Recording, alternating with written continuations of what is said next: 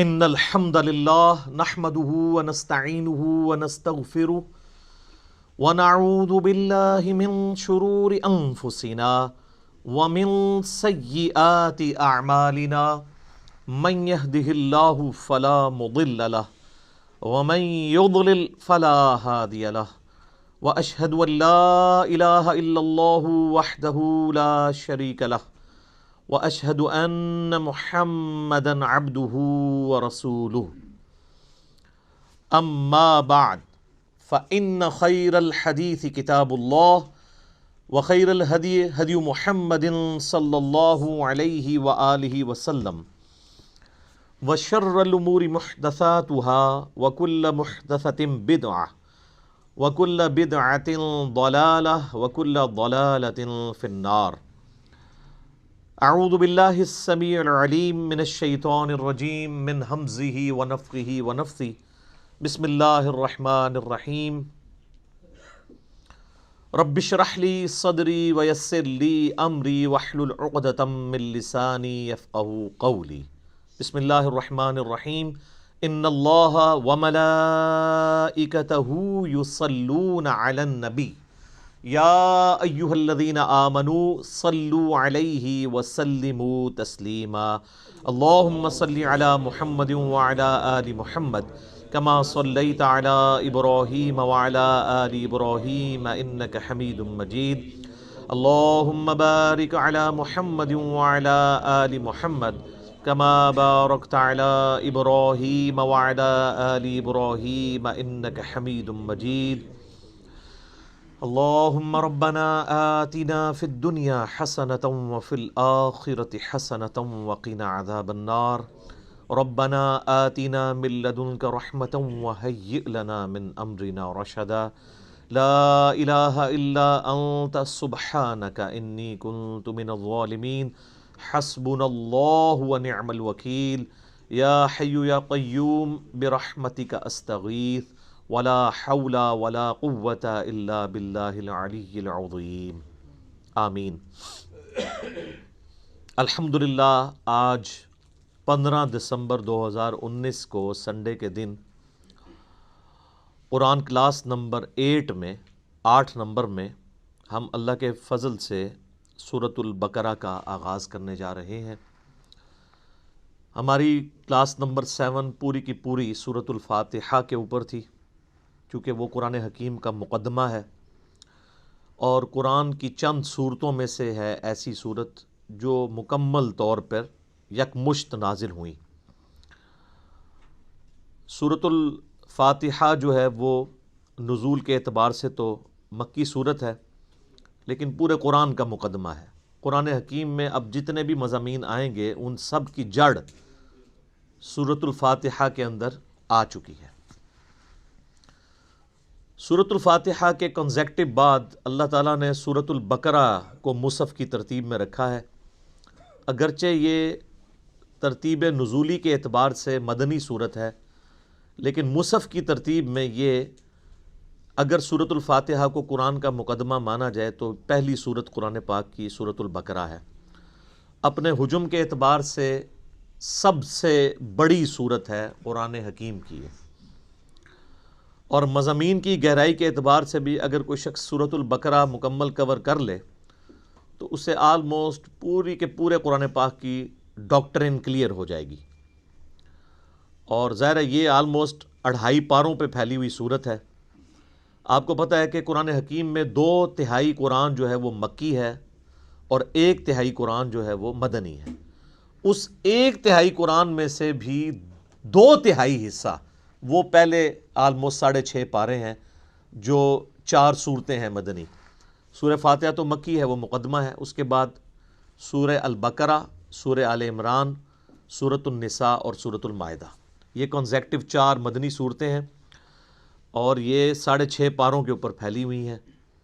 حالانکہ یہ ترتیب نزول کے اعتبار سے بعد کی صورتیں ہیں، بلکہ سورۃ المائدہ میں تو کچھ آیات ایسی ہیں جو بالکل اینڈ پہ نازل ہوئی ہیں. یہ 4 صورتیں نبی صلی اللہ علیہ وآلہ وسلم کی جو شریعت ہے اس کو آلموسٹ کور کرتی ہیں، پلس آپ علیہ السلام سے جو پہلے اگلی امتیں گزر چکی ہیں جیوز اور کرسچنز ان کے جو ایشوز تھے، انہوں نے جو غلطیاں کیں اور اس کی وجہ سے اللہ تعالیٰ کے عذاب کا کوڑا ان پر پڑا، اور الٹیمیٹلی اللہ تعالیٰ نے یہ ڈیسائیڈ کیا کہ اب نئی امت کھڑی کی جائے گی، اور وہ امتیں جو ہزاروں سال سے اللہ تعالیٰ کی طرف سے اس منصب پہ فائز تھی ان کو معزول کیا جائے گا۔ اور اسی کے سمبل کے طور پہ پھر تحویل قبلہ بھی ہوئی کہ اب امت بھی نئی کھڑی کی ہے تو اب قبلہ بھی یروشلم کی بجائے خانہ کعبہ ہوگا جو ابراہیمی قبلہ تھا۔ میرا اس پہ بھی ایک کلپ چڑھا ہوا ہے کہ خانہ کعبہ یہ قبلہ اول بھی خانہ کعبہ ہے اور قبلہ آخر بھی خانہ کعبہ ہے۔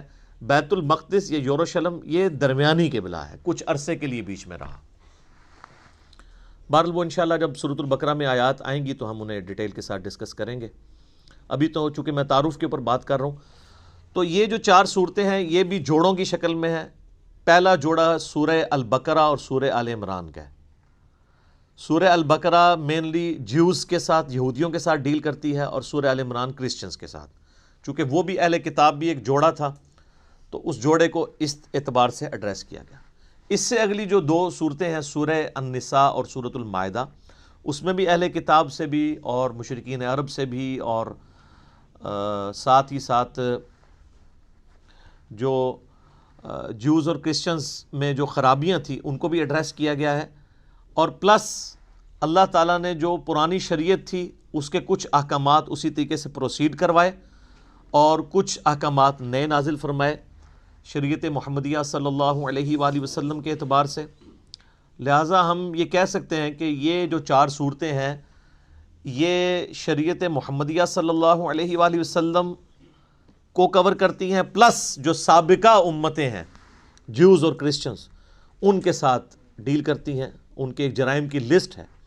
اور یہی حکمت ہے اس کے اندر کہ یہ صورتیں آغاز میں اس لیے رکھی گئیں تاکہ چونکہ اکثر مسلمان نسلی ہونے تھے، تو نسلاً جو مسلمان ہیں جن کے ماں باپ مسلمان ہیں جب وہ قرآن پڑھیں تو ان کو یہ پتہ چلے کہ اس امت سے پہلے بھی اللہ کی لاڈلی امتیں گزری ہیں، لیکن جب انہوں نے وقت کے پیغمبر کی دعوت کو پس پش ڈال دیا، کتابوں کو پس پش ڈال دیا، تو اللہ تعالیٰ نے پھر ان کا یہ لحاظ نہیں کیا کہ یہ لاڈلی امتیں ہیں، ان میں 3 کتابیں نازل ہوئی ہیں، تورات، زبور، انجیل، اور سینکڑوں صحائف نازل ہوئے ہیں اور ہزاروں پیغمبر آئے ہیں۔ اللہ تعالیٰ نے انہیں معزول کر کے نئی امت کھڑی کر دی۔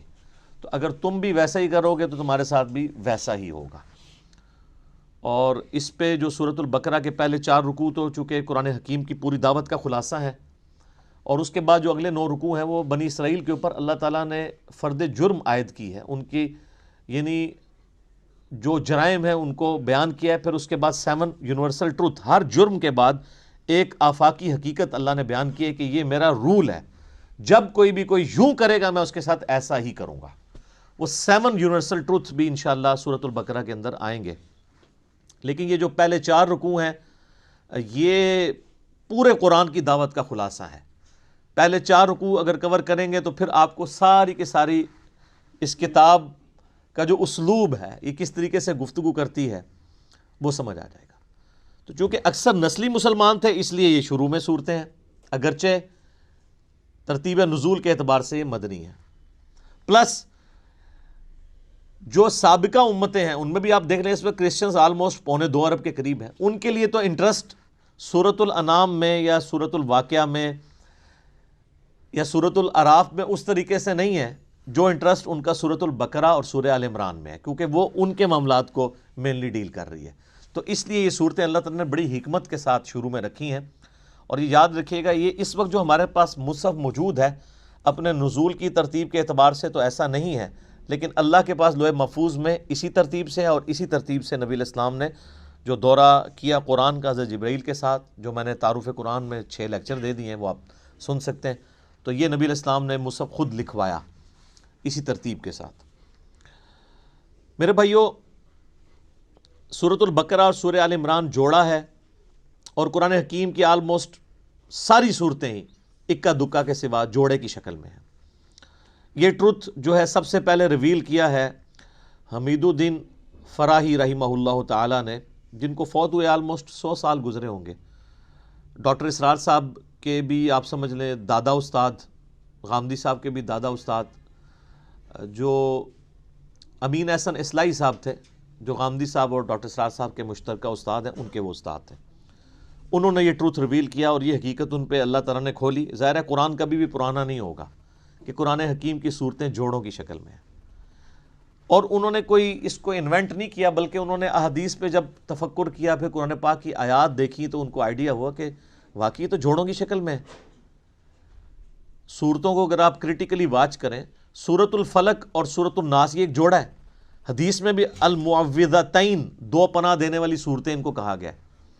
اور انسان میں بھی مرد و عورت کا جوڑا جو ہوتا ہے وہ ایک دوسرے کا ریسیپروکل ہوتا ہے، لیکن ایک مشترکہ چیز کی اچیومنٹ کے لیے وہ جوڑا جو ہے یعنی اولاد کی پیدائش کا ذریعہ دونوں کو بنایا گیا.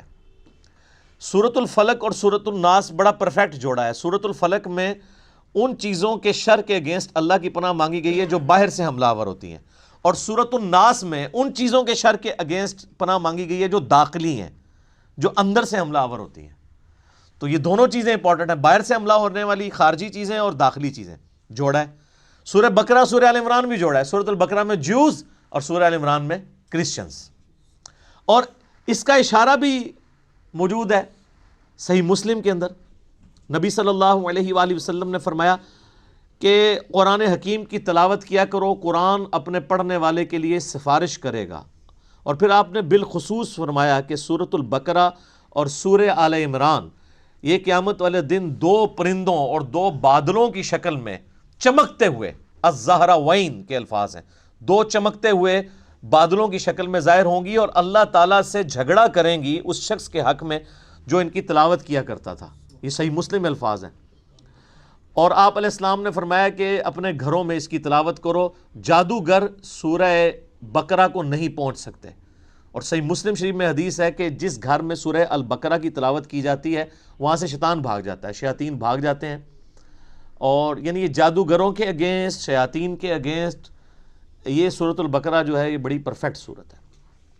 اس کے علاوہ بھی یعنی بخاری مسلم میں آپ کو اس کے کئی ایک فضائل مل جائیں گے. میں نے آلریڈی مسئلہ نمبر 112 ABC 3 لیکچرز جو ہیں وہ قرآن حکیم کی 12 صورتوں کے فضائل کے اوپر ریکارڈ کروا دیا ہے. جسے شوق ہو تو وہ ان لیکچرز کو دیکھ لے.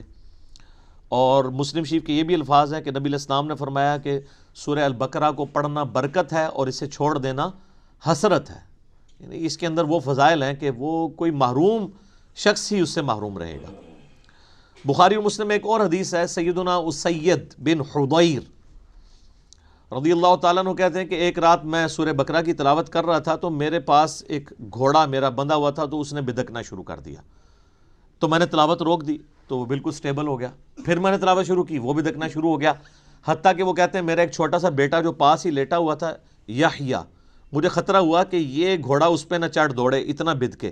میں نے پھر تلاوت روک دی تو میں بڑا پریشان ہوا کہ یہ سورہ البقرہ کی تلاوت کرنے سے یہ اس طرح کے ایفیکٹ کیوں آ رہے ہیں. یہ صحیح مسلم میں بھی ہے، بخاری میں بھی حدیث ہے. تو کہتے ہیں میں نے بائی چانس ہی جب نگاہ اٹھا کے دیکھا تو مجھے اپنے اوپر ایک بہت بڑا بادل نظر آیا جس میں کئی ایک چراغ روشن تھے، اور بیسیکلی وہ فرشتے تھے.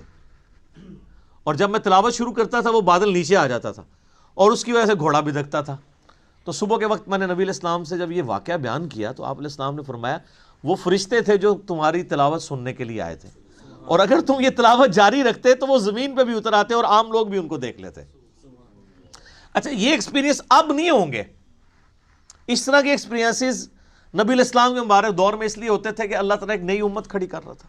صحیح بخاری میں حدیث ہے، عبداللہ ابن مسعود کہتے ہیں کہ ہم نے نبی علیہ السلام کے ساتھ اس حال میں کھانا کھایا ہے کہ ہم جب لقمہ توڑ کے منہ میں ڈالنے لگتے تو ہم اس کی تسبیح کی آواز بھی سنا کرتے تھے. آپ ذرا امیجن کریں کہ آپ جناب کھانا کھاتے ہوئے نوالا آپ کے ہاتھ میں اور اس میں سے آواز آ رہی ہو سبحان اللہ وبحمدہ سبحان اللہ العظیم. اب یہ ایکسپیرینسز جو ہیں وہ صحابہ کرام کو اس لیے ہوتے تھے کہ اللہ تعالیٰ نے ان میں ایمان کوٹ کوٹ کے بھرنا تھا. وہ نئی امت کھڑی کی تھی سر، اس لیے پھر ان کا پیشن آپ نے دیکھا ہے نا کہ بڑی تھوڑی سی جماعت کے ساتھ انہوں نے دنیا کی سپر پاورز الٹ کے رکھتی ہیں. ان کو ایک لمحے کے لیے بھی شک نہیں ہوا تھا کہ ہم جو ہیں وہ کسی غلط دعوت کو لے کے چل رہے ہیں. اسی تو ان کا کانفیڈنس لیول عروج کے اوپر تھا. تو جب وہ اتنے دلیر لوگ جب ٹکراتے تھے تو سامنے لوگ تو ان کا مقابلہ نہیں کر سکتے تھے. سیدنا خالد بن ولید یعنی ان کی مبارک عادت تھی جب بھی میدان جنگ میں جاتے تھے تو اپنے مخالف کمانڈر کو یہ خط لکھا کرتے تھے کہ میں ایسی فوج تم سے لڑانے کے لیے لے کے آیا ہوں کہ جتنا تمہیں عورتوں سے اور شراب سے شغف ہے نا، اس سے زیادہ وہ اپنی موت کو عزیز رکھتے ہیں، کیونکہ ان کے لیے ایک جنت استقبال کر رہی ہے۔ قرآن میں جب آیا ہے کہ بڑھو اس جنت کی طرف جس کی چوڑائی زمین و آسمان کے فاصلے کے برابر ہے، سورۃ الحدید میں، تو سر پھر یہی کچھ ہی ہوگا۔ تو ایسی قوم کا مقابلہ کون کر سکتا تھا؟ تو لیکن اس قوم کو ایمان بالغیب سے ایمان بالشہادہ تک پہنچانے کے لیے نبی علیہ السلام کے مبارک ہاتھوں سے ایسے معجزات کروائے گئے، یا آپ کی مبارک زندگی میں ایسے معجزے ظاہر ہوئے جس سے لوگوں کو یقین آ گیا کہ نبی علیہ السلام اللہ کے سچے پیغمبر ہیں۔ بخاری مسلم میں کتنی حدیثیں ہیں آپ کی مبارک انگلیوں سے پانی کے چشمے جاری ہوتے ہوئے صحابہ کرام نے دیکھے۔ اب اگر کوئی شخص پانی کے چشمے انگلیوں سے جاری ہوتے ہوئے دیکھ لے، اور ایک پیالے میں مبارک ہاتھ رکھنے سے، بخاری مسلم کے الفاظ ہیں، جابر بن عبداللہ کہتے ہیں کہ 1500 صحابہ نے وضو کیا، جانوروں کو پانی پلایا اور سٹور کر لیا، اور اللہ کی قسم وہ پانی اتنا تھا کہ ہم 1,00,000 بھی ہوتے نا تو پانی زیادہ تھا اس وقت، بہرحال ہم 1500 تھے۔ اب اس طرح کے بے شمار یعنی ایکسپیرینسز، میں نے اس کے اوپر پورا لیکچر دیا ہے، مسئلہ نمبر 131 ABCD، نبی علیہ السلام کے معجزات کے اوپر، اس کے بعد پھر کرامات، استدراج، علوین، یہ ساری چیزیں کیا ہیں، ان کو میں نے ڈسکس کیا۔ تو اس طرح کے ایکسپیرینسز اس وقت ہو جایا کرتے تھے۔ پھر صحیح مسلم کے اندر ایک حدیث ہے کہ قرآن حکیم کی جو آیت اعظم ہے، آپ علیہ السلام نے ابی ابن کعب سے پوچھا کہ بتاؤ قرآن کی سب سے عظمت والی آیت کون سی ہے؟ تو انہوں نے کہا اللہ لا الہ الا هو الحی القیوم۔ نبی علیہ السلام اتنے خوش ہوئے کہ آپ نے اپنا مبارک ہاتھ ان کے سینے پہ مارتے ہوئے کہا کہ ابو منذر، تمہیں تمہارا علم مبارک ہو، یعنی بڑی آبزرویشن ہے تمہاری کہ تم نے قرآن حکیم کی سب سے عظیم ترین آیت کو، یعنی نبی علیہ السلام کے بتائے بغیر انہوں نے آبزرو کر لیا کہ یہ آیت ہے۔ پھر وہ بخاری میں، وہ بھی سورۃ البقرہ میں ہے، آیت الکرسی، آیت نمبر 255 ہے سورۃ البقرہ کی۔ پھر بخاری میں وہ بڑی لمبی حدیث ہے جو انسانی شکل میں آ کے شیطان جو ہے وہ مال جو تھا، مال غنیمت کہہ لیں، بیت المال کی جو حفاظت کے لیے حضرت ابو ہریرہ کو نبی علیہ السلام نے جو ہے وہ رکھا ہوا تھا، تو رات کے وقت وہ شیطان انسانی شکل میں آتا تھا۔ الٹیمیٹلی جب وہ پکڑا گیا تو اس نے پھر حضرت ابو ہریرہ کو ایک رشوت کے طور پہ آپ کہہ لیں، مدنی رشوت، الیاس قادری صاحب اس طرح کی چیزوں کو استعمال کرتے ہیں نا، تو ایک چھٹکارے کے لیے اس نے کہا میں تمہیں ایک وظیفہ بتاتا ہوں، مجھے چھوڑ دو تم۔ ان کا میں تو نبی علیہ السلام کے پاس پیش کروں گا تمہیں۔ ان کو نہیں پتا تھا یہ شیطان ہے، انسانی شکل میں آیا تھا، کیونکہ اس ٹائم علم غیب نہیں ہوتا تھہ، یہ تو بزرگوں کو بعد میں پتہ چل جاتا ہے نا۔ تو حضرت ابو ہریرہ کو تو علم غیب کوئی نہیں تھا۔ اب نبی علیہ السلام کے پاس جب آپ نے فرمایا تمہیں پتہ ہے یہ 3 راتوں سے جو تمہارا مہمان بنا ہوا تھا نا چوری کرنے کے لیے، جو بیت المال کی آیا تھا، وہ شیطان تھا۔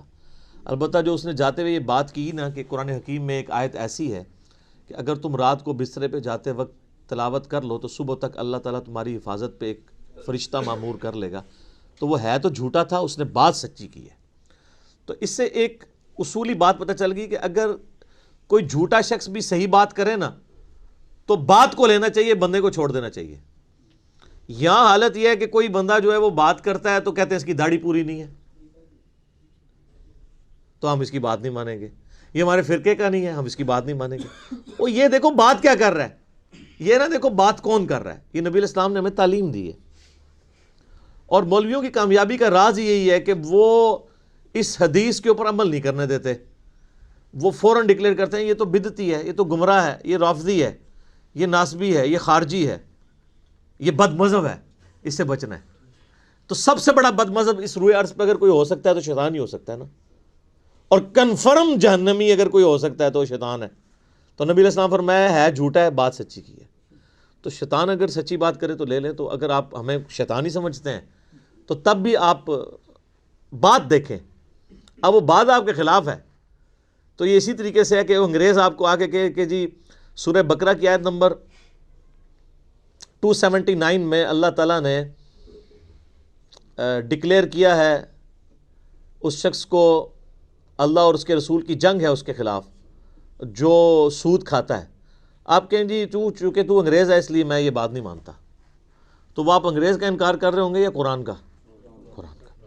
تو آپ کو یہ دیکھنا ہے کہ کتاب و سنت کی دلیل اس نے کیا پیش کی ہے، کیونکہ اگر آپ یہ قدغن لگا دیں گے تو پھر سر جو آپ اپنی پبلک پہ قدغن لگا رہے ہیں نا، تو لگانے والوں کو بھی گمراہ ڈکلیئر کیا ہوا ہے دوسرے فرقے والوں نے، پھر وہ بھی بالکل ٹھیک ہے۔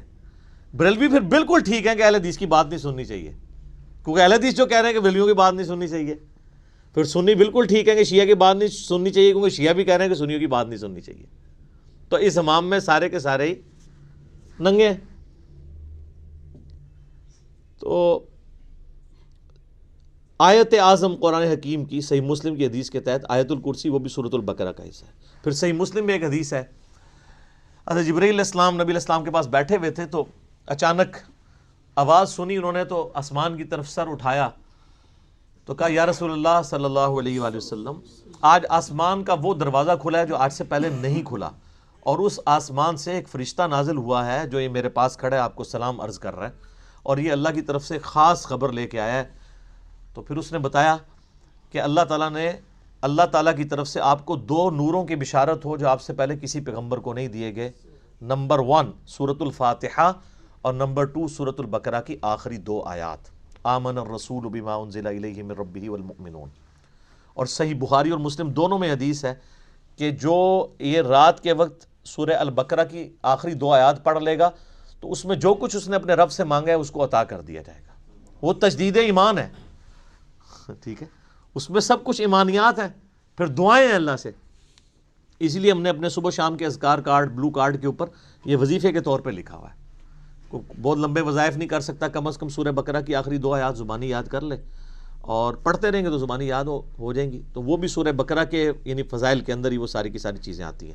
باقی اس پہ بولا جائے تو یہ وقت یعنی کافی زیادہ درکار ہے، بنیادی گفتگو کرنا اس لیے ضروری ہوتی ہے، بعض کے لیے انٹرسٹ کا باعث ہوتا ہے، جس طرح بعض لوگوں کے لیے یہ بڑا انٹرسٹ ہوتا ہے کہ یہ سورت مکی ہے یا مدنی ہے، تو یہ بھی کوئی پیٹرن نہیں ہے۔ کئی صورتیں ہیں جن میں اختلاف ہے مکی اور مدنی ہونے پہ، کئی پہ ڈیفینیٹلی ہے، جس طرح کہ اب یہ سورہ بقرہ یہ ڈیفینیٹلی مدنی صورت ہے، پھر اس میں ایسی آیات بھی آئیں گی جو مدینہ شریف سے تعلق رکھنے والے واقعات ہیں۔ ٹھیک ہے، سورت کے اسلوب کو سمجھنے کے لیے اگر کوئی انٹرسٹ کے طور پہ چاہتا ہے، بہرحال اس سے کوئی فرق نہیں پڑتا وہ مکی ہے مدنی ہے، اصل چیز ہے قرآن کا کانٹیکسٹ قرآن کے اندر کلیئر ہے۔ تو آپ یہ دیکھیں، اب اپنے اپنے مصحف کھول لیں آپ، سورۃ البقرہ جو ہے مدنی صورت ہے اور اس میں 286 آیات ہیں۔ اعوذ باللہ من الشیطان الرجیم، بسم اللہ الرحمن الرحیم، الف لام میم۔ اس کو ایسے ہی پڑھنا ہوتا ہے، الف لام میم نہیں ہے، یہ وہ اردو میں ہے، عربی میں سے ایسے ہی پڑھنا ہوگا، 3 سے 5 الف تک کھینچنا ہوگا، لام کو بھی اور میم کو بھی، اور لام اور میم چونکہ اس کا جنکشن ہے تو میم کے اوپر تشدید بھی ہے، غنہ بھی ہو رہا ہوگا اس اعتبار سے کہ میم کی آواز۔ تو یہ حروف مقطعات ہیں، اس کے اوپر بڑے لوگوں نے طب آزمائی کی ہے، بڑی کوششیں کی ہیں، سنیوں میں بھی شیعہ کے اندر بھی۔ ہمارے قریبی دوست ہیں، شیعہ عالم دین ہیں، ثاقب اکبر صاحب، جو ملی یکجہتی کونسل کے سیکٹری بھی ہیں، انہوں نے ایک پوری کتاب لکھی ہے حروف مقطعات کے اوپر۔ انہوں نے سارے اقوال جو اہل سنت کے ہاں بھی تھے، اہل تشیع کے ہاں بھی تھے، ان سب کے سب اقوال کو جمع کیا ہے۔ الٹیمیٹلی رزلٹ یہ ہے کہ یہ اللہ اور اس کے نبی علیہ السلام کے درمیان جو ہے کوڈ ورڈز ہیں، اور کچھ الفاظ کو تو ہم قرآن حکیم کی روح سے ان کا مطلب بھی جان سکتے ہیں، اور عربی میں اس وقت عربی لنگوسٹک کے اندر مستعمل تھا اس طرح کے کوڈ ورڈز یوز کرنا، تو اس لیے کبھی بھی مشرکین عرب نے اس کے اوپر اعتراض نہیں کیا کہ یہ اس کا مطلب بتایا جائے ہمیں، کیونکہ ان کے بھی کوڈ ورڈز چلتے تھے، کچھ کا بتا بھی دیا گیا، جس طرح کہ جو سورہ نون ہے،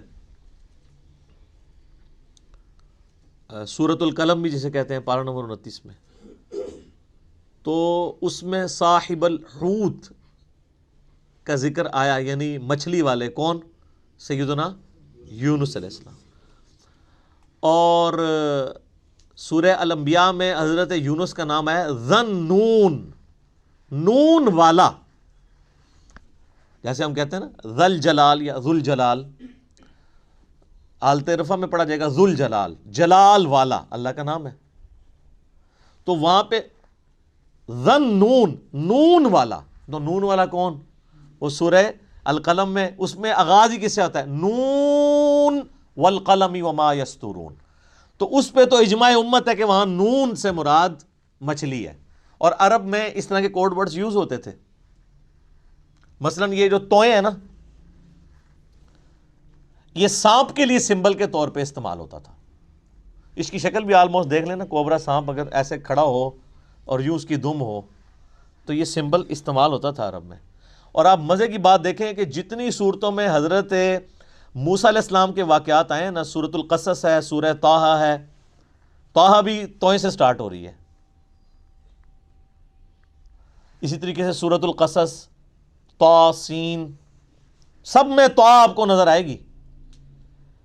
تو اس اعتبار سے کسی حد تک آئیڈیا، لیکن چونکہ یہ انٹرسٹ کی چیزیں ہیں، اس سے کوئی قرآن پاک کی تعلیمات میں فرق نہیں پڑتا. سورہ ال عمران کی آیت نمبر 7 ہے کہ محکمات ہیں اور متشابہات ہیں. محکمات جو ہیں وہ کتاب کی اصل ہیں، ان کے اوپر توجہ دو، اور جو متشابہات ہیں ان کا معاملہ چھوڑ دو، ان کے اوپر ایمان لے کے آؤ. بس اللہ کے حضور دعا کرتے ہیں اہل ایمان، ربنا لا تزغ قلوبنا بعد اذ ہدیتنا وہب لنا من لدنک رحمہ انک انت الوہاب. آمین. تو اسی طریقے سے یعنی بڑے بڑے لوگوں نے، یعنی اہل تشیع جو ہیں وہ ذاکرین، علماء نہیں یہ حرکت کرتے، ذاکرین الف لام میم سے آل محمد مراد لیتے ہیں. اور اسی طریقے سے بعض جو اہل علم ہیں شیعہ اور سنیوں کے ہاں، وہ کہتے ہیں الف جو ہے یہ اللہ کے لیے ہے، اور جو میم ہے یہ محمد کے لیے ہے، اور لام جو ہے وہ جبرائیل کی جو لام ہے نا اینڈ پہ. اور وہ کہتے ہیں یہ چیز یعنی اسٹیبلش تھی کہ جب کوئی کسی کی طرف خط لکھتا تھا نا، تو اس کے کوڈ ورڈ کے طور پہ جو لکھنے والا ہے اس کے نام کا بھی پہلا حرف لیا جاتا تھا، اور جس کی طرف لکھا جاتا ہے اس کے نام کا بھی پہلا حرف لیا جاتا تھا، اور جو بیچ میں میسنجر ہوتا تھا لے کے جانے والا اس کے نام کا آخری حرف ہوتا تھا. تو وہ بالکل فٹ ان بیٹھتا ہے. اللہ کا پہلا حرف الف، اور محمد کا پہلا حرف میم صلی اللہ علیہ وآلہ وسلم، اور جبرائیل کا آخری حرف لام. تو یہ بڑے لوگوں نے اس کے اوپر کام کیا ہے. ایون امام ابن تیمیہ نے بھی اس کے اوپر کافی تباہ آزمائی کی ہے، بڑے لوگوں نے کیا ہے. تو اتنی گفتگو کافی ہے میرا خیال ہے. اصل تو میسج کو سمجھنے کی ضرورت ہے. ذالک الکتاب لا ریب فیہ، یہ وہ کتاب ہے جس میں شک کی کوئی جگہ نہیں ہے. دیکھیں کتنے جاہ و جلال کے ساتھ کتاب اوپن ہو رہی ہے. کانفیڈنس لیول آپ کتاب کا دیکھیں. کتاب سٹارٹ ہو رہی ہے کہ بھئی یہ کتاب جو آپ پڑھنے جا رہے ہو کوئی شک نہیں. کوئی شک کیوں نہیں؟ اس کی وجہ یہ کہ اس کتاب کے اندر جو کانفیڈنس اور جو سچائیاں بیان ہوئی ہیں نا، وہ اپنا آپ منوا لیتی ہیں. اور اس میں یہ بھی امپلائڈ تھا کہ جو سابقہ امتیں ہیں نا، جیوز اور کرسچنز، ان کو اس میں کوئی شک نہیں ہے. جس طرح کہ سورہ الانعام میں آتا ہے کہ نبی علیہ السلام کو ایسے پہچانتے ہیں جس طرح اپنے بیٹوں کو. اور سورۃ الاعراف میں آتا ہے کہ یہ اس نبی کو، نبی امی کو اپنے اندر پا رہے ہیں جس کی صفات وہ تورات اور انجیل کے اندر پڑھتے تھے. یعنی یہ کتاب کوئی شک نہیں ہے کہ یہ وہی کتاب ہے. مراد یہ کہ یہ وہی کتاب ہے جس کی پروفیسیز تورات اور انجیل کے اندر موجود تھی. کوئی شک نہیں ہے. ان معنوں میں بھی بے شک یہ وہی کتاب ہے جس کا تمہیں انتظار تھا، اور ان معنوں میں بھی کہ یہ اللہ کی طرف سے نازل ہوئی ہے، اس میں کوئی کنٹراڈکشن نہیں ہے، یہ اللہ کی کتاب ہے. دونوں اعتبار سے یہ شک سے پاک ہے. جو سورہ النساء کی آیت نمبر 82 میں بھی آگے چل کے آئے گا کہ اگر قرآن کسی اور کی طرف سے آتا اللہ کے سوا تو تم اس میں بڑا اختلاف کثیر پاتے. یعنی اس کی آیات آپس میں ٹکرا رہی ہوتی، ایک مضمون کچھ اور کہہ رہا ہوتا، دوسرا اس کے بالکل اپوزٹ. تو اتنی موٹی کتاب بغیر ٹکراؤ کے یہ اللہ کا کلام ہے. اور پھر اس کا جو کانفیڈنس لیول ہے نا، یہ کئی لوگوں کو بڑا اپیل کرتا ہے. یہ عبد الرحیم گرین جو ہے نا، مسلمان ہوئے ہیں نا، جو اس وقت انگلینڈ کے اندر بہت بڑے ایک مسلمان اسکالر ہیں. وہ ایسا بندہ ہے کہ یعنی اس وقت جتنے لوگ مسلمان ہوئے ہیں نا، بڑے ہائی ٹیر پہ لوگ، ان میں اس طرح کا بندہ کوئی نہیں ہے. یوسف ایسٹس اگر ہیں تو یوسف ایسٹس جو تھے امریکن یعنی پروٹیسٹنٹ ایک پریسٹ تھے، وہ مسلمان ہوئے ہیں. لیکن یہ جو عبد الرحیم گرین ہے نا، اس نے دنیا کے سارے مذاہب پریکٹیکلی پھرے ہیں. یہ 4 سال تک بدھسٹ بھی رہے ہیں، کرسچن بھی رہے ہیں، سارے مذاہب پھر کے اینڈ پہ یہ اسلام کی طرف آئے ہیں. آپ ان کی لائف سٹوری بھی انگلش میں رکھی ہوئی ہے جو انہوں نے سنائی ہے. تو وہ عبد الرحیم گرین کہتے ہیں کہ جب مجھے قرآن یعنی جب میں نے پڑھنا شروع کیا نا، تو میں یعنی قرآن پاک کے کانفیڈنس سے بڑا متاثر ہوا کہ یہ بڑے یعنی پیشن کے ساتھ بات کرتا ہے. نمبر 1. نمبر 2، وہ کہتا ہے قرآن میں اس طرح کا ربط نہیں ہے جو انسانی کتابوں میں ہوتا ہے، کیونکہ قرآن کا سٹائل خطبے کا ہے، جو میں پہلے ایڈریس کر چکا ہوں. یہی بات اس نے جوشوا نے بھی کی، جس کا پچھلے دن ہم نے کلپ بھی چڑھایا تھا. How Bible led me to accept Islam. تو وہ بھی یہ کہتا ہے قرآن کا جو کانفیڈنس ہے نا کہ ایسا کرو تو کامیاب ہو, ایسا نہیں کرو گے تو یہ ہو جائے گا. آپ یقین کریں دنیا میں سخت سے سخت طبیعت والے بندے کی کوئی کتاب اٹھائیں نا, اس میں آپ کو وہ اعتماد اور وہ پیشن نظر نہیں آئے گا جو کتاب اللہ کے اندر آپ کو نظر آتا ہے. یہ خدا الہ مالک رب ہی اپنی مخلوق سے اس طریقے سے بات کر سکتا ہے. انسان جتنا مرضی بڑا ہو جائے وہ اس طریقے سے گفتگو کر ہی نہیں سکتا, چاہے بھی تو نہیں کر سکتا. یہ اس کتاب کے اندر زور ہے. لا ریب فیہ ھدی للمتقین. اگر فی ہی کو آپ آگے ملا لیں, لا ریب پہ آپ وقف کر لیں تو پھر یہ معنی بنے گا کوئی شک کی جگہ نہیں ہے. فی ہی ھدی للمتقین, اس میں ہدایت ہے پرہیزگاروں کے لیے. فی کو پیچھے کر لیں تب بھی معنی میں کوئی فرق نہیں پڑتا. ھدی للمتقین, یہ قرآن ہدایت ہے ان لوگوں کے لیے جو ڈر جائیں. یہ ترجمہ اصل ترجمہ ہے اس کا. وقار عربی میں کہتے ہیں نا بچنے کو. اچھا ہم جب کہتے ہیں نا قرآن میں ہدایت ہے پرہیزگاروں کے لیے, یہ ترجمہ کر رہے ہوتے ہیں. اچھا تو جو نان پرہیزگار ہیں ان کے لیے ہدایت کہاں ہے؟ سوال ہے نا. تو اس کا معنی ہی غلط کیا گیا. اس کا ترجمہ مولانا مودودی رحمہ اللہ تعالیٰ نے بالکل ٹھیک کیا کہ یہ کتاب ہدایت ہے ان لوگوں کے لیے جو ڈر جائیں, چاہے وہ کافر ہے, چاہے مسلمان ہے, چاہے گناہ گار ہے, چاہے نیکوکار ہے. کئی نیکوکار ہیں, ہے پرہیزگار ہیں, لیکن ہر الٹا کام کر رہے ہیں کیونکہ وہ متقی نہیں ہے. پرہیزگار یعنی جو آپ نے لائسنس رکھے ہوئے ہیں, داڑھی, شلوار ٹخنوں سے اوپر, تسبیح, ٹوپی, یہ لائسنس ہی ہے نا کسی کی پرہیزگاری کا. آج دنیا میں کسی کو جج کرنے کا طریقہ کیا ہوتا ہے؟ بڑا نیک ہے, وہ کیا دیکھ رہے ہوتے ہیں؟ یہی کچھ دیکھ رہے ہوتے ہیں, گیٹ اپ. حالانکہ تقویٰ تو ادھر ہوتا ہے, وہ تو اللہ کو پتہ ہے ریاکاری کے لیے کر رہا ہے, دکھلاوے کے لیے کر رہا ہے, کس لیے کر رہا ہے.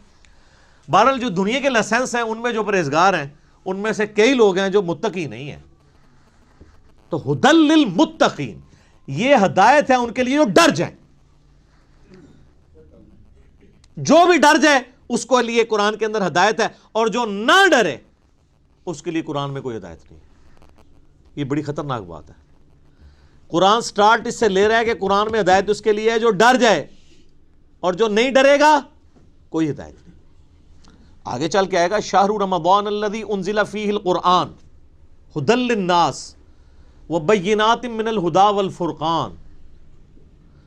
رمضان کا مہینہ وہ ہے جس میں قرآن نازل ہوا ھدی للناس, پوری انسانیت کے لیے ہدایت ہے.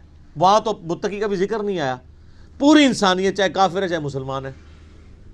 وبینات من الہدی, اور اس میں ہدایت کے بڑے بڑے روشن دلائل ہیں. والفرقان, اور حق اور باطل میں تمیز کرنے والی کتاب ہے یہ. اچھا یہ الفرقان نبی الاسلام بھی ہے. صحیح بخاری میں حدیث ہے محمد فرق بین الناس, محمد صلی اللہ علیہ وآلہ وسلم لوگوں میں حق اور باطل میں فرق ہے. یہ کتاب بھی الفرقان ہے. تو ھدی للمتقین ان کے لیے ہدایت ہے جو ڈر جائیں. اس کا کیا مطلب ہے؟ کہ جو شخص زندگی میں غور و تفکر کے بعد اس رزلٹ پہ پہنچے کہ مجھے میری مرضی کے بغیر کسی نے پیدا کیا اور اس نے اس فیس آف ارتھ میں مجھے پٹ کر دیا, اور یہ میری آبزرویشن ہے کہ سب لوگوں نے مرنا ہے, تو اگر سب لوگوں نے مر جانا ہے تو مر کے کس اگلی ایسی زندگی میں جانا ہے؟ اگر کسی کے بنائے سے ہم بنے ہیں تو پھر جس نے بنایا ہے اس کو رسپانس نہ کیا تو مرنے کے بعد جب اس کے سامنے پیشی ہوگی مرنے کے بعد تو کہیں شرمندگی نہ اٹھانی پڑے.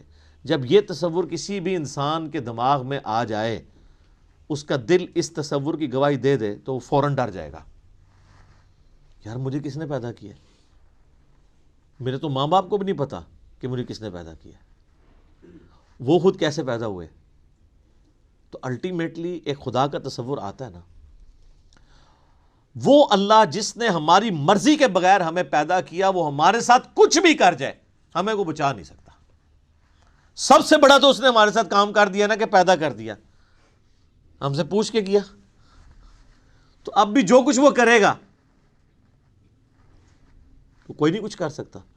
تو اس میں پھر آسانی کی راہ کیا ہے کہ اسی رب کی پناہ لے لی جائے, اور اسی کے لیے کتابیں نازل ہوئیں, پیغمبر آئے, کہ سورۃ البقرہ کے پہلی 4 رکوع کے اندر پورے قرآن کا خلاصہ آ جائے گا. تو جب ایسا شخص غور و تفکر کرے گا نا تو فوراً اس کے اندر ایک ڈر پیدا ہوگا, یار میرا کیا بنے گا, کہیں میں نے جانا ہے, کسی کو منہ دکھانا ہے, میں کیا کروں. تو اس کے لیے پھر قرآن میں ہدایت ہے. ایسا شخص الٹیمیٹلی قرآن تک بھی پہنچ جائے گا, پیغمبروں کی تعلیمات تک بھی پہنچ جائے گا, اور ایسا شخص جب قرآن کو پڑھے گا تو اسے ہدایت ملے گی. فذکر بالقرآن من یخاف وعید, اے نبی علیہ السلام قرآن سے اسے نصیحت کریں جو اللہ کی دھمکی سے ڈر جائے. کتنی حیران کن بات ہے. نبی علیہ السلام کو منع کیا گیا, جو دھمکی سے نہیں ڈرتا اس کے لیے کوئی نصیحت نہیں ہے. فذکر ان نفعت الذکر, نصیحت کرو اگر نصیحت کرنا کسی کو فائدہ دیتا ہو. سیذکر من یخشی, نصیحت اس کو کریں جو ڈرتا ہے. وَيَتَجَنَّبُهَا الْأَشْقَى, اور جو شکی ہو چکا ہے, بدبخت ہو چکا ہے, ڈرنے کے لیے تیار نہیں, چھوڑ دیں. الَّذِي يَصْلَى النَّارَ الْكُبْرَى, اس کا علاج یہ کہ ہم اسے بڑی آگ پہ پیش کریں گے. ثُمَّ لَا يَمُوتُ فِيهَا وَلَا يَحْيَا, پھر وہ نہ وہاں پر زندوں میں ہوگا نہ مردوں میں. قَدْ أَفْلَحَ مَن تَزَكَّى, بے شک کامیاب وہ ہوا جس نے اپنے نفس کا تزکیہ کر لیا, پاکیزگی کی روش اختیار کر لی. وَذَكَرَ اسْمَ رَبِّهِ فَصَلَّى, اور اپنے رب کا نام لے کر نماز قائم کی, نماز پڑھی. آپ دیکھیں کہ سورہ الاعلی, اس کو آپ پورے کے پورا یعنی ایک جو اللہ کی دعوت ہے اس کو کیا کرتی ہے. بل تؤثرون الحیات الدنیا, لیکن تمہارا اصل مرض یہ ہے کہ تم دنیا کی زندگی کو ترجیح دیتے ہو. والآخرۃ خیر لک من الاولی, والآخرۃ خیر وابقی, جبکہ آخرت جو ہے وہ بہتر بھی ہے اور باقی بھی رہنے والی ہے. ان ھذا لفی الصحف الاولی, یہی ایک یونیورسل ٹروتھ اور کانٹے کی اصل بات تھی جو قرآن سے پہلے صحیفوں میں بھی نازل ہوئی تھی. صحف ابراہیم و موسیٰ, چاہے وہ ابراہیم کے صحائف ہوں چاہے موسیٰ علیہ السلام کے صحائف, ایک ہی کانٹے کی بات تھی. کیا؟ بل تؤثرون الحیات الدنیا والآخرۃ خیر وابقی. اب یہ بھی سر پھر ہم صحیح کہتے ہیں نا کہ کتابوں کا خدا اور ہے اور بابوں کا خدا اور, یہ کتابیں ڈسکس ہو رہی ہیں. اللہ اکبر. الذین یؤمنون بالغیب, وہ ڈر جانے والے لوگ کون ہیں؟ ان کی نشانی آئی ہے کہ وہ غیب پر ایمان رکھتے ہیں. غیب کہتے ہیں ان سین چیز کو. جو غیب پر ایمان نہیں رکھتا اس کے لیے قرآن میں کوئی ہدایت نہیں ہے. اچھا, غیب پہ سب نے ایمان رکھا ہوا ہے, لیکن جب ان سے پوچھیں گے تو پتا چلے گا واقعی رکھا ہوا ہے. کسی بھی شخص سے اگر آپ پوچھیں کہ یہ جو دنیا کا سارا نظام چل رہا ہے ایک بڑا سسٹمیٹک وے سے چل رہا ہے, یہ آرگنائزڈ ہے. اب تو جس طرح سائنس نے ترقی کی ہے, پہلے تو وہ زمانہ تھا لوگ کہتے تھے مٹی سے خود بخود ڈڈو بن کے نکل آتے ہیں, نہ اس وقت لوگوں کو ڈی این اے اسٹرکچر کا پتہ تھا نہ جینز کا. اب تو لوگ کہتے ہیں نا جی نہ جناب یہ تو پاسبل ہی نہیں ہے, زمین و آسمان کی ساری مخلوقات مل کے مٹی سے ڈڈو نہیں بنا سکتی, یہ بنانے سے بن رہا ہے, انڈے میں سے چوزا بنانے سے نکل رہا ہے. تو یہ اتنے آرگنائز چیز ہے. وہ کہتے ہیں نہیں جی کوئی ایک سپریم بینگ یا کوئی سپر نیچرل ایجنسی ہے جس نے ہر چیز کو ایک ٹریک کے اوپر چڑھایا ہوا ہے کہ ایک بیج بوتے ہیں 6 ارب گنا بڑا درخت بن جاتا ہے. اس بیج کے اندر جو زندگی ہے پھر اس کے اندر کس طریقے سے وہ پرفارم کرتا ہے, پتے پھر پھول نکلتے ہیں پھر پھل بنتا ہے, پانی کے ذریعے کیا کچھ ہو رہا ہے. یعنی ایک تو ایک ٹاپک ہے, اس پہ گھنٹوں بولا جا سکتا ہے. یہ ساری جو فزیکل فنومینا آف نیچر ہے, قانون قدرت ہے, جب ان کو آبزرو کرتا ہے نا تو غیب پہ سارے ایمان رکھے ہیں کہ نہیں یار کوئی چلا رہا ہے. پوچھیں کدھر ہے, وہ کہتے ہیں ہمیں نظر نہیں آ رہا, لیکن وہ ایسا باطن ہے کہ اس سے زیادہ ظاہر کوئی نہیں ہے, اور ایسا ظاہر ہے کہ اس سے زیادہ باطن کوئی نہیں ہے. اللہ اپنی قدرتوں سے کتنا ظاہر ہے لیکن سب سے پوشیدہ ہے. تو یہ سب کچھ غیب کی طرف انسان کو لے جاتا ہے. تو وہ یقین کیے ہوئے ہیں ڈر جانے والے لوگ کہ یار کسی کے کرنے سے ہو رہا ہے. یہ جو ہارمنی ہے یونیورس کے اندر, سر اب جو کچھ ہمیں پتہ چل رہا ہے سائنس کی برکت سے، تو انسان پریشان ہو جاتا ہے کہ یہ نظام چل رہا کیسے ہے۔ میں آپ کو صرف یہ بتاتا ہوں کہ سائنٹسٹ کہتے ہیں کہ اس کائنات میں اتنا بیلنس ہے کہ اگر ایک بال پوائنٹ کو اس کی نوک پہ کھڑا کر دیا جائے، یہ پاسبل ہے کہ نوک پہ کھڑا ہو جائے؟ بہت ہی زیادہ کوئی سوفسٹیکیٹڈ بیلنس ہو تو یہ پاسبل ہے، اور یہ 1 ارب سال یوں کھڑی رہے، گرے نہ۔ اس سے زیادہ بیلنس جو ہے نا وہ اس کائنات میں، اور یہ balance millions of fine tunings کے ساتھ چل رہا ہے۔ ایک ایک فائن ٹیون اگر خراب ہو جائے نظام نہیں چل سکتا۔ یعنی پانی کو اگر آپ دیکھیں تو پانی کی جتنی پراپرٹیز ہیں، کیمیکل پراپرٹیز، فزیکل پراپرٹیز، ہر ایک فائن ٹیون ہے۔ اس کی گریوٹی ڈسٹرب ہو جائے ختم۔ یہ فضا کے اندر جو آکسیجن اور نائٹروجن کی مقدار ہے، نائٹروجن زیادہ ہو جائے یا آکسیجن کم ہو جائے، کوئی زندہ رہ سکتا ہے؟ یہ بھی ایک فائن ٹیوننگ ہے۔ سورج کا زمین سے فاصلہ، یہ بھی فائن ٹیوننگ ہے۔ پھر سورج اور زمین کے درمیان جو اللہ تعالیٰ نے لیئرز رکھی ہیں، 99.99% ہارمفل ریز ہیں سورج کی، وہ نیچے آتی نہیں ہیں، راستے میں ریپیل ہو جاتی ہیں۔ کچھ اگر کراس بھی کرتی ہیں ارتھ میگنیٹک فیلڈ کی وجہ سے ریپیل ہو جاتی ہیں، اور صرف وہی آتی ہیں۔ سر سائنٹسٹ کہتے ہیں کہ یہ میریکل پلانٹ بنایا گیا ہے اس لیے کہ یہاں پہ زمین پہ انسانیت کو آباد کیا جائے۔ وہ کہتے ہیں یہ پلان کے بغیر ہو ہی نہیں سکتا، اس کو لائف کے لیے، لائف ایگزسٹ کرنے کے لیے فیزیبل بنایا گیا ہے۔ وہ کہتے ہیں سپریم بی یا مدر نیچر، کوئی بھی نام دے دیں، الٹیمیٹلی غیب پہ سب کے سب لوگ ایمان رکھتے ہیں۔ تو سر جب وہ اس طرح کے غیب پر ایمان رکھنے والے لوگ ہوں گے تو پھر الٹیمیٹلی ان کے اندر ایک کوالٹی پیدا ہو جائے گی کہ وہ اس گاڈ کو رسپانس کریں گے۔ وہ کہیں گے بس سب کچھ پھر تو ہی تو ہے، تیرے لیے سب کچھ ہونا چاہیے۔ تو وہ اگلی بات ہے، وَيُقِيمُونَ الصَّلَاةَ، نماز قائم رکھتے ہیں۔ پھر وہ نماز پڑھتے نہیں ہیں، نماز پڑھنے والے بہت ہیں، قائم رکھنے والے بہت تھوڑے ہیں۔ یعنی نماز کا پھر حق ادا کرتے ہیں۔ ایک تو اس میں ظاہر ہے سب سے بہتر چیز وہی ہے، یعنی پاکیزگی کا اعتبار سے اور پھر پروٹوکول سے نماز پڑھنا۔ پھر اس کے بعد نماز پڑھنے کے بعد جب آپ حقوق العباد کے معاملات میں آئیں گے تو آپ واقعی جس خدا کو آپ نماز کے اندر مانے ہوئے تھے، نماز کے باہر بھی اسی خدا سے ڈرتے ہوئے آپ ہیرا پھیری نہیں کریں گے، ڈنڈی نہیں ماریں گے، رشتہ داروں کے حقوق نہیں دبائیں گے، ماں باپ کے ساتھ بد اخلاقی نہیں کریں گے، بیوی بچوں کے حقوق نہیں سلب کریں گے، کسی کی جائیداد نہیں ہتھیائیں گے، کسی کو دھوکہ نہیں دیں گے، دودھ میں پانی نہیں ملائیں گے، حرام خوری نہیں کریں گے۔ یہ سب کی سب چیزیں نماز قائم کروا رہی ہوں گی آپ سے۔ تو نماز قائم کرتے ہیں۔ اور یہ جو الصلاۃ ہے نا جی، اس کا ترجمہ ویسے انگلش میں لوگ پریئر کر دیتے ہیں، پریئر اپروپریٹ ٹرانسلیشن بن ہی نہیں سکتی الصلاۃ کی۔ اردو میں ہم یا فارسی میں نماز کہتے ہیں۔ الصلاۃ بیسیکلی ورشپ ہے۔ ہم اللہ کی پریئر نہیں کرتے، ورشپ بھی کرتے ہیں پلس پریئر۔ نماز پریئر تو ہوتی ہے دعائیں، جس طرح کرسچنز آپ دیکھیں اپنے گرجوں میں جا کے میوزک کے ساتھ بھی دعائیں کر رہے ہوتے ہیں، وہ صرف پریئر ہے، وہ نماز نہیں پڑھ رہے ہوتے۔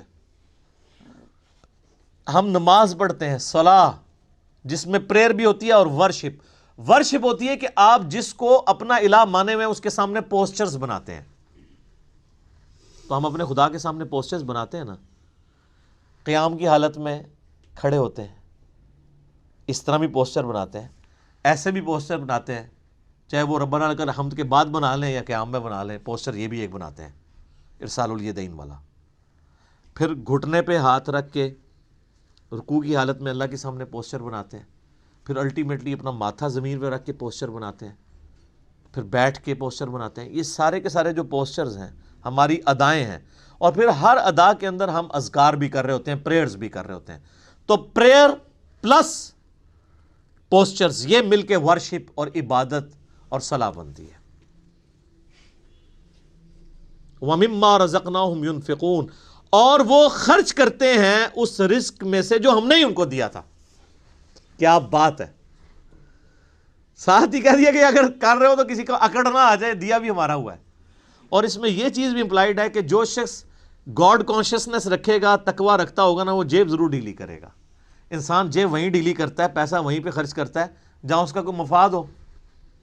اب جس کا یہ یقین ہی نہیں ہے کہ اللہ تعالیٰ نے مجھے یہ مال خرچ کیا ہوا واپس لوٹانا ہے 700 گنا یا اس سے بھی بڑھ کے قیامت والے دن، وہ تو نہیں جیب ڈھیلی کرے گا۔ تو قرآن میں آیا کہ اپنے دیے ہوئے مال میں سے جو اللہ نے تمہیں دیا ہے خرچ کرو، لیکن ہم لوگ لوگوں کے دیے ہوئے مال میں سے خرچ نہیں کرتے، اپنے اوپر لگاتے ہیں۔ یہ کچھ ہو رہا ہے۔ کتنے لوگ ہیں، ایک امام مسجد صاحب تھے، ان کا فون آیا ایک دفعہ اکیڈمی میں، کئی سال پہلے کی بات ہے، کہتے ہیں جی اس آیت نے میری زندگی بدلی ہے۔ کہتے میں نے جب قرآن ترجمے سے پڑھنا شروع کیا نا، تو میں جب اس آیت پہ پہنچا تو ادھر ہی میں رک گیا، میں نے کہا میں تو لوگوں کے دیے ہوئے مال کو اپنے اوپر خرچ کر رہا ہوں۔ تو قرآن تو کہتا ہے کہ وہ ہمارے دیے ہوئے مال میں سے اللہ کی راہ میں خرچ کرتے ہیں۔ کہتے ہیں اس دن میں نے طے کیا کہ میں نے کوئی تنخواہ نہیں لینی، فی سبیل اللہ نمازیں اور قرآن لوگوں کو پڑھانا ہے، اور جو میرے اپنا کوئی میں نے سورس آف انکم مینیج کیا میں اس میں سے نکال کے اللہ کی راہ میں دیتا ہوں۔ یہاں آپ دیکھ لیں علماء کتنی لگژریس لائف انجوائے کر رہے ہیں، اور نام لیتے ہیں جو بیت المال سے تو خلفۂ راشدین کا خلیفہ بھی وظیفہ آتا تھا۔ خلفۂ راشدین کا وظیفہ یہ آتا تھا کہ آپ جناب لینڈ روور گاڑیاں خریدیں اور 4 پیچھے وہ باڈی گارڈ بٹھائیں جو ایک وقت میں 2 کلو چھوٹا گوشت کھا جاتے ہیں۔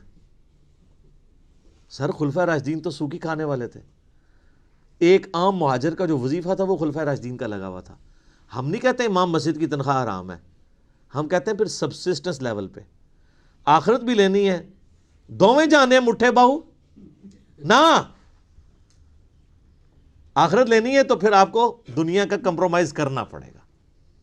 سبسسٹنس لیول پہ بالکل ٹھیک ہے، ہم کبھی بھی اسے کنڈم نہیں کرتے۔ میں جو مولویوں کے چندے اور قربانی کی کھالوں کی مخالفت کرتا ہوں نا، اس سے مراد کبھی بھی میرا یہ نہیں ہے۔ میں تو شروع سے یہ کہہ رہا ہوں کہ جو دین کے لیے وقف ہیں ان کی جو فائنانس ہے وہ باقی مسلمانوں کا کام ہے ارینج کریں۔ میں اختلاف یہ کرتا ہوں کہ اس کے اوپر یہ جدادیں جو بنا رہے ہیں اور جو لگژریس لائف گزار رہے ہیں، اسلام آباد میں ہزاروں امام مسجد آپ کو ایسے مل جائیں گے، چلیں ہزاروں میں ایگزیجریشن ہو جائے گی، سینکڑوں، کہ جو سائیکل پہ آئے تھے آج انہوں نے ہونڈا سیوک رکھی ہوئی ہے، ساتھ ڈرائیور بھی رکھے ہوئے ہیں، ان کی کوئی فیکٹری نہیں ہے، کوئی دکان نہیں ہے، اللہ کا فضل ہے۔ اللہ کا فضل یہ ہے کہ ایک مسجد پہ وہ قبضہ کرتے ہیں۔ وہ آپ اسلام آباد میں تو یہ حالت ہے نا، ابھی اجاڑ زمین پڑی ہوئی ہوتی ہے، سی ڈی اے سے لوکیٹ کراتے ہیں کدھر مسجد بننی ہے، وہاں جا کے وہ ایک چھوٹا سا کمرہ ہو، ہمیں بھی ترس آ رہا ہوتا ہے یار کتنی مشکل ہے، اور نہ پائی بڑی بڑی انویسٹمنٹ کر رہے ہیں، دنیا کی کوئی انویسٹمنٹ ادھر مقابلہ نہیں کرتی۔ اجاڑ میں جا کے ایک چھوٹا سا کچا سا کمرہ بنا کے بیٹھ جاتے ہیں، ایک چھوٹا سا وضو خانہ ہوتا ہے، پرانے سے لوٹے، ایک باتھ روم، وہ بھی ٹین کا بنا ہوا۔ لیکن سر 5-6 سال جب گزرتے ہیں وہاں پہ ایک عالی شان مسجد ہوتی ہے اور ایک بہت بہترین قسم کی رہائش ہوتی ہے، جو اگر اسلام آباد میں آپ کو لینی پڑ جائے تو 40-50 ہزار روپیہ اس رہائش کا کرایہ ہوگا، وہ اس مولوی صاحب کی فری ہوتی ہے، اور ایون اس کے اندر جو بل آ رہے ہیں وہ بھی مسجد انتظامیہ دے رہی ہوتی ہے۔ لاکھ روپے کا ایک ایوریج پیکج وہ لے رہا ہوتا ہے، تنخواہ جو ہے وہ تو ویسے ہی ہوتی ہے نا چونگا۔ اور اس کے علاوہ جو جمعے کی نماز کے بعد جو لوگ ویسے وہ مٹھی میں رکھ کے چلے جاتے ہیں وہ علادہ سے، ٹھیک ہے نا۔ تو یعنی ایک پورا ایک سسٹم ہے جو اس کے اوپر چل رہا ہے۔ تو ہم کہتے ہیں سبسسٹنس لیول کے اوپر لائف گزاریں، پھر آپ نام لیں خلفائے راشدین کا۔ لیکن اچھا آپ کو واقعات تو سنائیں گے کہ حضرت عمر سے پوچھ لیا جی وہ کرتا کیسے سلوایا آپ نے، تو یہ جو واقعہ سنا رہے ہیں اسی سے وہاں کھڑے ہو کے نا سر آپ نے یہ گاڑی کہاں سے لی ہے، تو اس کے وہ دہشت گرد قسم کے مریدین آپ کو پکڑ لیں گے کہ آپ کو تمیز نہیں بات کرنے کی۔ یعنی اس کا مطلب ہے یہ سیدنا عمر سے بھی بڑا اپنے آپ کو سمجھتے ہیں، دیکھیں نا۔ تو پھر ہمیں واقعات کیوں سناتے ہیں آپ اگر خود آپ عمل نہیں کرتے؟ تو اللہ کے دیے ہوئے مال میں سے اس کی راہ میں خرچ کرتے ہیں۔ بخاری مسلم میں حدیث ہے، انسان کہتا ہے میرا مال میرا مال میرا مال، اور تیرا مال تو نبی علیہ السلام فرمایا وہ ہے جو تو نے کھا لیا یا پہن کے بوسیدہ کر لیا یا اللہ کی راہ میں خرچ کر کے قیامت والے دن کے لیے سٹور کر لیا اللہ کے ڈیوائن بینک میں، باقی تو تیرے ورثہ کا مال ہے۔ بخاری اور مسلم دونوں میں حدیث ہے کہ انسان کے 3 دوست ہیں، ایک ہی قبر میں ساتھ جاتا ہے، وہ اس کے اعمال ہیں، باقی اس کا مال اور اس کے رشتہ دار وہ باہر ہی رہ جاتے ہیں۔ تو جس نے ساتھ جانا ہے اس کے ساتھ پھر پکی یاری لگانی چاہیے نا۔ اللہ اکبر۔ نبی الاسلام کی حدیث ہے بخاری اور مسلم میں، نبی الاسلام نے فرمایا اے اللہ محمد اور آل محمد کو بس اتنا ہی رزق دینا کہ ان کی روح اور جسم کا رشتہ برقرار رہے۔ کیوں؟ آپ علیہ السلام زیادہ مال کو اوائڈ کرتے تھے، آپ کی فقر کی زندگی تھی، اور یہ فقر اڈاپٹڈ تھا۔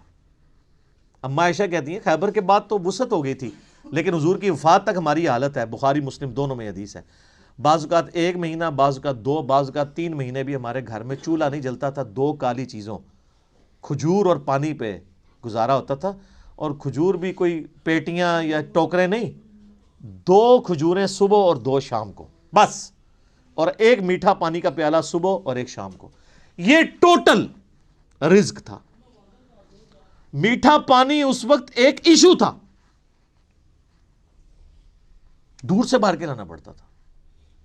اور اس میں مجھے بتائیں حضور کی بیویاں حضور سے شکایت نہ کرتی تو کیا کرتی؟ لیکن جب شکایت کی، سورۃ العذاب میں اللہ تعالیٰ نے ڈانٹ پلائی، ایسی ڈانٹ پلائی کہ یہاں تک کہا کہ اے نبی ان کو کہو کہ میں تمہیں مال دے کے چھوڑ دیتا ہوں۔ ہائے ہائے ہائے!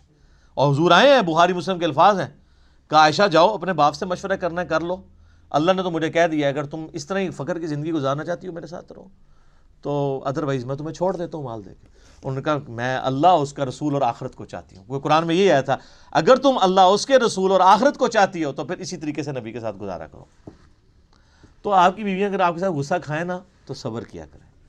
نبی کی بیویاں، نبی کی تربیت یافتہ بیویاں، ان کے ساتھ اگر یہ معاملہ ہو سکتا ہے تو ہماری بیویاں تو پھر ان سے بہت دور ہیں۔ تو یہ فقر کی زندگی نبی علیہ السلام کی اسی لیے اڈاپٹڈ تھی۔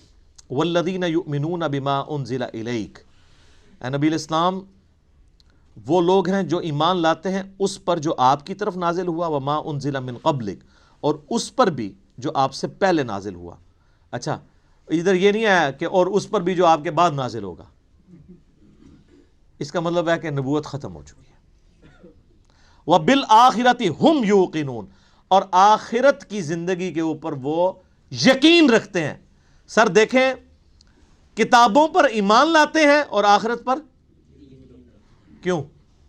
آخرت پہ ایمان لانا کافی نہیں ہے، یقین ہونا ضروری ہے۔ یقین نہیں ہوگا آپ کا قبلہ درست نہیں ہوگا۔ یقین کو آپ اسی طریقے سے سمجھ لیں کہ اگر آپ کو کہیں نا کہ یار استری، گرم استری کو اگر ہاتھ لگ جائے نا تو ہاتھ جل جاتا ہے، اور کسی کا جلا ہوا ہاتھ دکھا بھی دیا جائے تو صرف ایمان ہی ہوگا یہ آپ کا، کیونکہ آپ نے خود جلتے ہوئے نہیں دیکھا۔ یقین کے لیے آپ کو استری کے اوپر ہاتھ رکھنا پڑے گا، گرم استری پہ۔ اس کے بعد جو آپ کو یقین آئے گا تو آپ ٹھنڈی استری کو بھی ہاتھ نہیں لگائیں گے، چیک کریں گے نا۔ تو یہ ہے یقین، آخرت کا یقین انسان کا قبلہ درست کرتا ہے، ایمان والا معاملہ۔ اچھا قادیانی اس کے اندر بھی جو ہے وہ 2 نمبری کرتے ہیں۔ وہ بالآخرۃ ہم یوقنون میں وہ کہتے ہیں کہ یہ جو آخرہ اس سے مراد ہے جو اس کے بعد نازل ہوا، حالانکہ وہ قرآن کے اسلوب میں بیٹھتا ہی نہیں ہے۔ ویسے کوئی بےایمانی کرنا شروع کر دے علیحدہ بات ہے، وہ تو قرآن اپنے اسلوب میں بالکل کلیئر ہے۔ اب اس میں دیکھ لیں آپ، عقیدہ توحید بھی کلیئر ہے، عقیدہ رسالت بھی کلیئر ہے، کیونکہ آیا کہ ایمان لاتے ہیں جو تم پہ نازل ہوا، اور عقیدہ آخرت بھی۔ جو بنیادی اسلام کے 3 عقائد ہیں وہ سورہ بقرہ کے، میں نے کہا تھا پہلے 4 رکوع جو ہیں نا وہ قرآن کی دعوت کا خلاصہ ہیں، آلموسٹ 40 کے قریب آیات، لیکن پہلی 4 آیات کے اندر ہی کتنی مضامین کی گہرائی موجود ہے۔ تو آپ سے پہلے یعنی تورات اور انجیل اور باقی صحائف یعنی اولڈ ٹیسٹمنٹ، نیو ٹیسٹمنٹ، اس میں بھی ایمان لاتے ہیں، اور آپ پہ جو نازل ہوا۔ ظاہر ہے کہ جوز اور کرسچنز کو چونکہ یہ پتہ تھا کہ اللہ کی کتاب ہے، پروفیسیز موجود تھیں۔ ایون آج کی آپ انجیل مقدس اٹھائیں، جو انارکلی سوسائٹی، جو بائبل سوسائٹی جو ہے انارکلی لاہور، اس میں اولڈ ٹیسٹمنٹ، نیو ٹیسٹمنٹ اور صحائف جو ہیں وہ بنی اسرائیل کے پیغمبروں کے، انہوں نے انجیل مقدس کے نام سے آلموسٹ اتنی والیوم کی ہے، لیکن وہ باریک رائٹنگ ہے، قرآن سے 3 گنا بڑی وہ کتاب ہے۔ آپ اس میں ابھی بھی آپ اولڈ ٹیسٹمنٹ میں تورات کے اندر چلے جائیں، ڈیوٹرانومی چیپٹر نمبر 18 کی جو ہے وہ آیت نمبر 18 پڑھ کے دیکھ لیں۔ اے موسیٰ علیہ السلام، میں تیرے ان کے یعنی امتیوں کے بھائیوں میں سے تیری مانند ایک رسول اٹھاؤں گا، تو وہ یعنی بنو اسرائیل میں سے نہیں بلکہ بنو اسماعیل میں سے۔ میں قرآن کے تعارف میں اس کے اوپر چونکہ بول چکا ہوں، آپ دیکھیں۔ اسی طریقے سے گاسپل آف جان جو ہے نیو ٹیسٹمنٹ میں، اس میں چیپٹر نمبر 15 سے لے کے 18-19 تک آپ کو نبی علیہ السلام کے علاوہ کے حوالے سے پروفیسیز ملیں گی حضرت عیسیٰ علیہ السلام کی، کہ جی مجھے تم سے ابھی بہت کچھ کہنا ہے لیکن تم اس کے متحمل نہیں ہو۔ جب وہ دنیا میں ہستی تشریف لائیں گی، میں تمہارے آسمانی جو باپ ہے یعنی خدا سے یہ بات کروں گا کہ وہ ہستی تم میں آئے اور وہ تمہیں وہ چیزیں سکھائیں گی، جس کے ابھی تم متحمل نہیں ہو، وہ اللہ تعالیٰ ان کے منہ میں اپنا کلام ڈالے گا. وہ اپنی خواہش نفس سے کچھ نہیں کہیں گی، وہ وہی کہیں گی جو اللہ ان کو وہی کرے گا. وہی جو ہم کہتے ہیں نا وَمَا يَنطِقُ عَنِ الْهَوَىٰ إِنْ هُوَ إِلَّا وَحْيٌ يُوحَىٰ. تو نبی علیہ السلام، اور اس میں الفاظ ہیں کہ وہ دنیا میں میرا نام روشن کریں گی. حضرت عیسیٰ علیہ السلام کا نام پھر دیکھیں کیسا روشن ہوا ہے. ان کے اوپر جو جیوز نے تہمتیں لگائی تھیں وہ اس کتاب نے دور کی، اور کرسچنز نے جو ان کے نام پہ شرک کھڑا کیا تھا اس کو بھی دور کیا. تو حضرت عیسیٰ ابن مریم علیہ السلام، اللہ تعالیٰ نے اس قرآن کے ذریعے ان کا نام دنیا میں روشن کیا. اسی لیے آپ دیکھیں اس وقت جو سب سے زیادہ نان مسلم ہو رہے ہیں نا وہ کرسچنز ہیں، کیونکہ مسلمز ہی اونلی بلیورز ہیں on the face of earth, Christians کے علاوہ جو حضرت عیسیٰ کو پیغمبر مانتے ہیں. یہودی تو ان کو دجال کہتے ہیں نعوذ باللہ، اور وہ ایک مسیح کے انتظار میں ہے جو آ کے جا چکا ہے. اب جب دجال آئے گا اس کو وہ مسیح مان لیں گے، حالانکہ جو ان کی کتابوں میں مسیح تھا وہ عیسیٰ ابن مریم تھے جن کو انہوں نے انکار کر دیا. اور کرسچنز نے ان کے بارے میں ڈیوینٹی کلیم کر دی، کسی نے خدا کا بیٹا کہہ دیا اور کسی نے کہہ دیا یہ خود ہی خدا ہیں. اللہ تعالیٰ نے ان تمام نظریات کا رد اس کتاب میں کر کے حضرت عیسیٰ علیہ السلام کی صفائی پیش کی، صحیح عقائد بتائے، جوز کی غلطیاں ہائی لائٹ کی، کرسچنز کی وہ انشاءاللہ آگے شروع ہوگا. اب آگے جو ہے وہ انسانیت میں جو 3 گروہ ہیں ان کا ذکر آئے گا، کہ یہ تو ایمان والے جو گروہ ہیں ان کے بارے میں، بلکہ ایک آیت اس کے ساتھ آپ اگر جوڑ ہی لیں تاکہ یہ مضمون مکمل ہو جائے. اگلی آیت جو ہے نا، اولئک علی ھدی من ربہم واولئک ھم المفلحون، ایسے ہی لوگ اپنے رب کی طرف سے ہدایت پہ ہیں اور ایسے ہی لوگ کامیاب ہونے والے ہیں. یہ پہلی 5 آیات کے اندر اللہ تعالیٰ نے انسانیت کے پہلے گروہ کا ذکر کیا ہے جو ایمان تک پہنچے گا.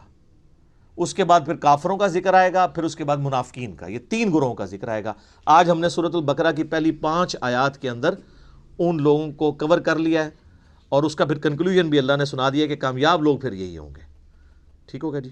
سبحانک اللہم وبحمدک، اشہد ان لا الہ الا انت، استغفرک واتوب الیک. اللہم صلی علی محمد وعلی آل محمد کما صلیت علی ابراہیم وعلی آل ابراہیم انک حمید مجید. اللہم بارک علی محمد وعلی آل محمد کما بارکت علی ابراہیم وعلی آل ابراہیم انک حمید مجید. اللہ تعالیٰ سے دعا ہے جو حق بات میں نے کہی اللہ تعالیٰ ہمارے دلوں میں راسخ فرمائے. اگر جذبات میں میرے منہ سے کوئی غلط بات نکل گئی اللہ تعالیٰ ہمیں معاف بھی کر دے، ہمارے دلوں سے محو کر دے، ہمیں کتاب و سنت کی تعلیمات پر عمل کر کے دوسرے بھائیوں تک پہنچانے کی توفیق عطا فرمائے. سبحانک اللہم وبحمدک، اشہد ان لا الہ الا انت، استغفرک واتوب الیک. وما علینا الا البلاغ المبین.